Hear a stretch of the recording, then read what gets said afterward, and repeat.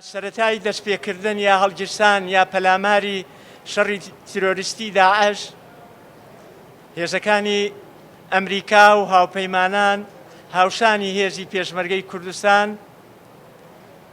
کە هێزی هاوپەیمانان و بە تایبەتی ئەمریکا دەورێکی کاریگەر و یەکلاکەرەوەی هەبوو لە تێکشکاندنی گروپی تیرۆریستی داعشدا.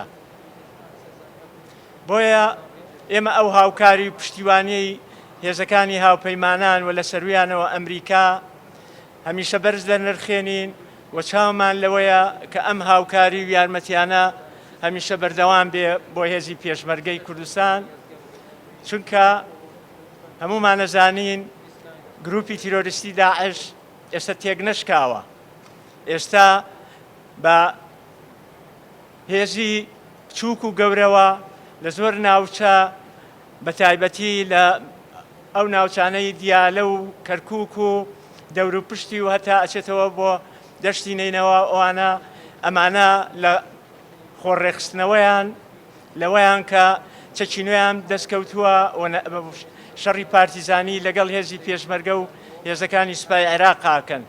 بۆیە قۆناغی ئێستش دەخوازێ کە وڵاتە یەکگرتووەکانی ئەمریکا بەردەوام بێ لە هاوکاری و یارمەتیەکانی بۆ هێزی پێشمەرگەی کوردستان.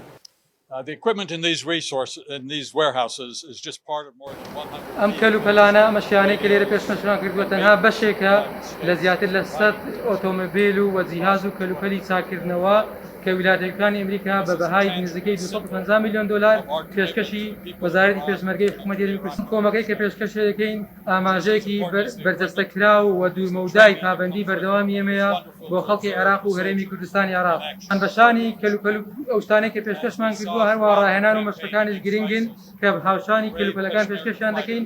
جگەی دڵخۆشی و سەرنجڕاکێشان بوو کە بینیم سەربازەکان لە مەشق و ڕاهێناندا بوون پێش ڕادەستکردنی مەراسیمی بەڕەسمی ڕادەستکردن لە مانگی 11دا.